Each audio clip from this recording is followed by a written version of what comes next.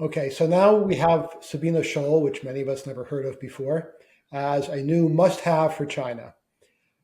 So two questions: where is it? Hmm. Why is China so caring about it now? Sabina Shoal's a random reef among hundreds of random reefs in the Spratly Islands. This one happens to be about 60 nautical miles off the coast of the Philippines, of Palawan, well within the Philippine Exclusive Economic Zone. Um, both sides kind of sleepwalked into this current round of tensions.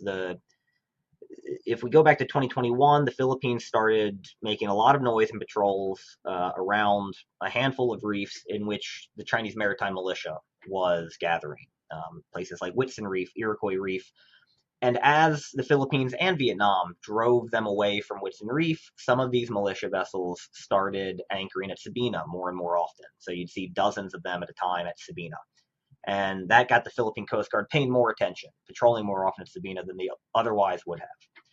In combination with that, you get a series of, well, you get one news report and then a lot of kind of whisper campaigns at the beginning of last year about surreptitious Chinese land reclamation at new reefs, which, for the record, I don't think is happening. There's no evidence of it anyway.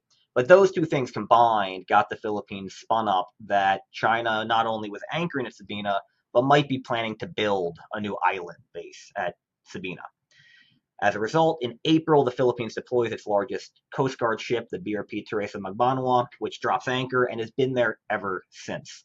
At this point, the Philippines has studied the shoal.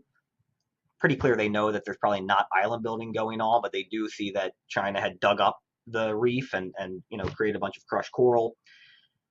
China, in the meantime, takes the Teresa Magbanua's presence as an excuse to say that the Philippines is planning to permanently occupy the reef. So now they've both created this narrative trap where China can't allow the Philippine ship to stay because it says that the Philippines is going to illegally occupy this reef. The Philippines can't leave because it says that China might take over the reef if they do. None of it makes a lot of sense, but now we're stuck where neither side can clearly back down.